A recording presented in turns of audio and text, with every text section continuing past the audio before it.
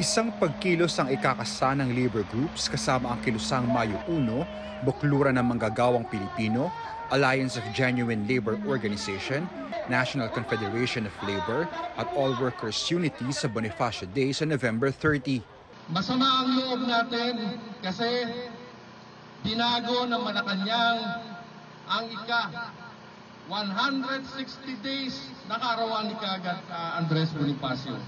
Hindi tayo papayag na si Bongbong Marcos ay babalahurain niya yung araw ni Andres Bonifacio. Kaya dalawa ang naging mobilisasyon ng mga grupo na manggagawa ngayon 27 at saka meron sa November 30. Ang laban ni Bonifacio raw ay karugtong ng laban ng working class hanggang sa kasalukuyan. Ang laban daw na ito ay para sa mga batas na anilay mapanupil, kontraktualisasyon, mababang sahod at mataas na presyo ng mga bilihin. Yung revolusyon ni Ka Andres ay hindi pa ho natatapos hanggang ngayon.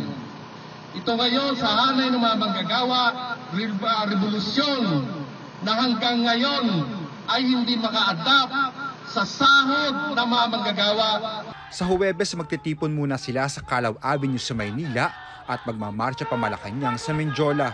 Bahagi nito ay ang panawagan nila sa pagtataas ng sahod, family living wage at pagkakaroon ng isang national minimum wage. Mahalaga na itaas ang sahod ng lahat ng mga manggagawang Pilipino regardless kung siya ay kontraktual o siya ay regular.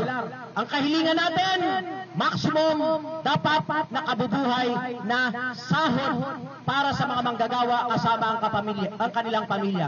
Dapat din daw tutukan ng pamahalaan na mapalakas ang benepisyo ng healthcare, edukasyon at pabahay sa pamamagitan ng paglipat ng pondo mula Maharlika Investment Fund at Confidential at Intelligence Funds. Ang kalayaan po ay mangyayari lang kung tayo po ay makakalaya sa kagutuman. Napakarami po ng mga kabataan na hindi makatuntong sa paaralan.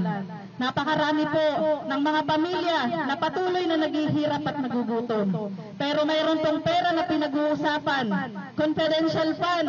Dagdag pa rito na mawakasan na ang pangre-red tag, pananakot, pag-aresto at pagpatay sa mga manggagawa at unionista. Tuloy-tuloy ang patayan sa ilalim ni Bongbong Marcos. Patayan na pinauso nung panahon ni Duterte. Kaya ang mga manggagawa ay titindig laban sa pandara sa kanila upang may taguyod ang kanilang karapatan. Dapat din daw tutukan ng pamahalaan ng West Philippine Sea na pinagkukunan ng masaganang yamang dagat at mineral ng mga mangingisda bago pa ito tuluyang maangkin ng mga dayuhan.